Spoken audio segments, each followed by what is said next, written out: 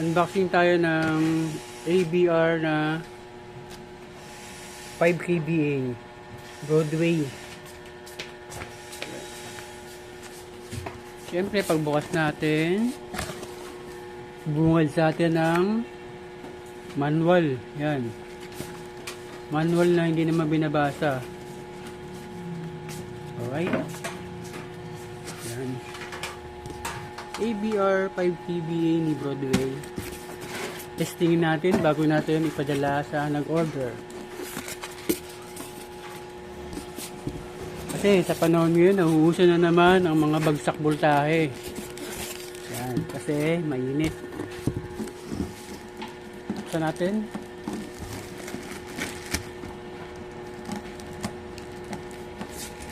Bigat. Alright.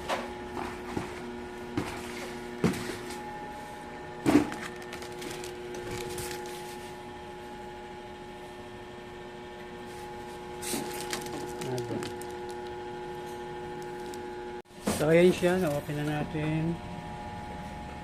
R5000BA automatic voltage regulator. Alright, so testing natin.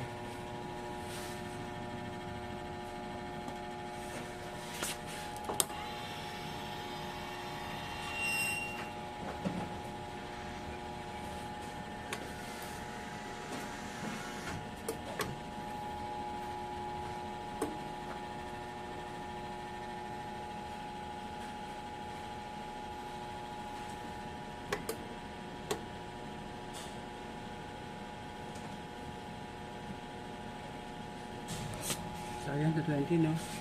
So adjust natin yung output.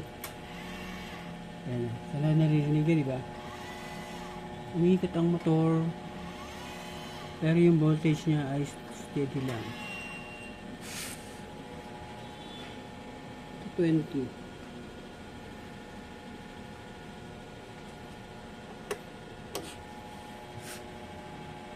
So ayan yung ABR, no, hindi yung kanyang output. So may digital tester, makapakan natin. Siyempre meron tayong adjustable dito na pang testing natin kung gumagana ba yung servo ng ating, ayan, kung narinig nyo, no? Ayan. So bumababa, nire-regulate niya talaga sa 220 ang output. Alright, so okay na to.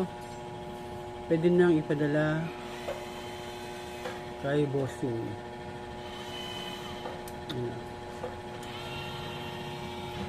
Okay, working properly. So ibabalot na natin, then ship out papuntang Bicol. Alright, salamat sa nag-order.